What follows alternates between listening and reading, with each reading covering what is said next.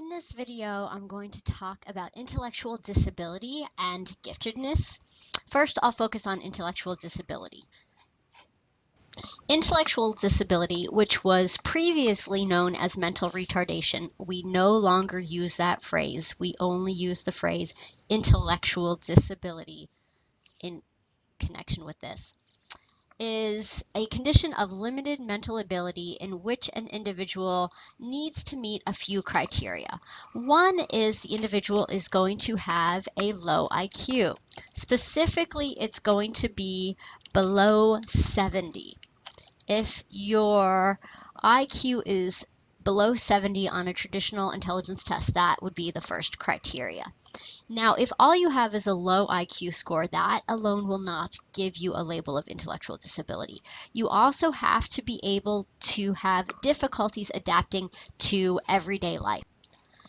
If you have a lower IQ, but you are totally handling and adapting well to life, if you have a job and you have a family and you're able to get your bills paid on your own and totally function normally in society, you would not get this label. It has to affect your ability to function.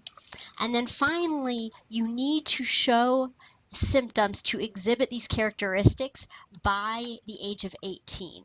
If something happens when you are 30 that affects you, you are not going to get this label of intellectual disability. It needs to appear before you are an adult.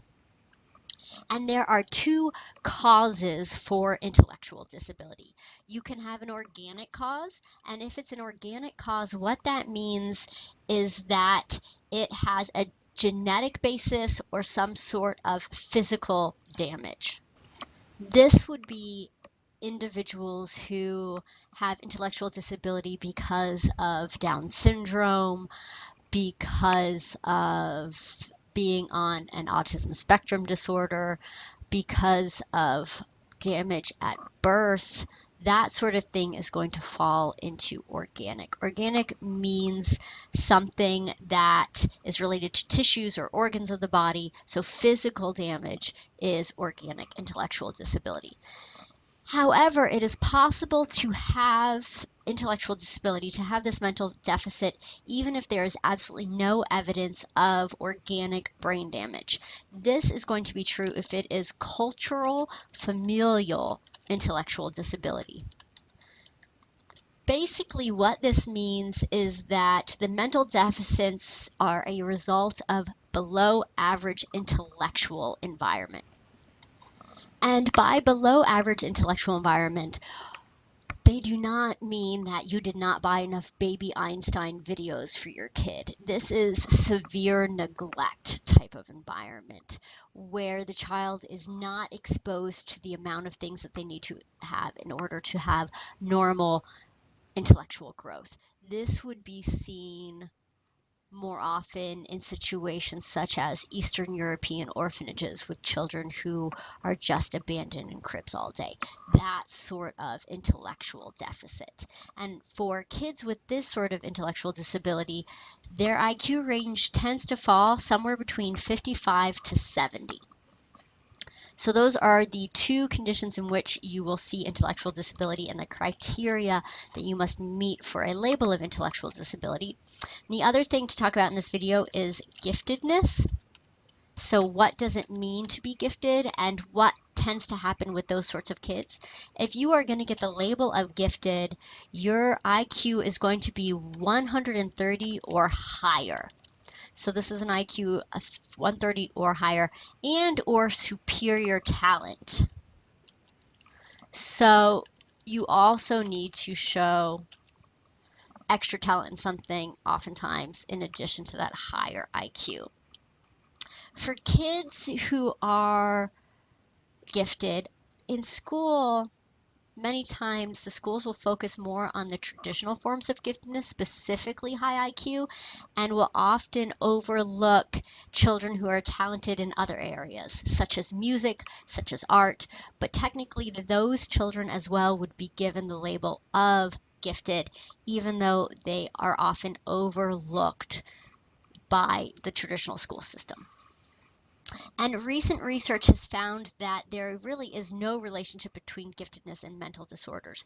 There was this belief that if you were gifted, you also had serious issues mentally as well, or emotionally, or psychologically. So, giftedness would be associated with being bipolar or having depression or schizophrenia. That is not true. There is not a relationship with that. Contrary to the popular belief, there is no correlation with being maladjusted and being gifted. Actually, Terman, who created the Stanford Binet Intelligence Test, is the one who did a significant amount of research in gifted children. And one thing he did find is that kids who have higher IQs typically become experts in a well established domain, but they do not actually become major creators. And Terman had a theory for why he thought this happened. He thought that some gifted kids don't become gifted adults, don't become these major creators because they're pushed too hard by overzealous parents and teachers. So much pressure is put on these children when they're young, they basically burn out before they can reach adulthood.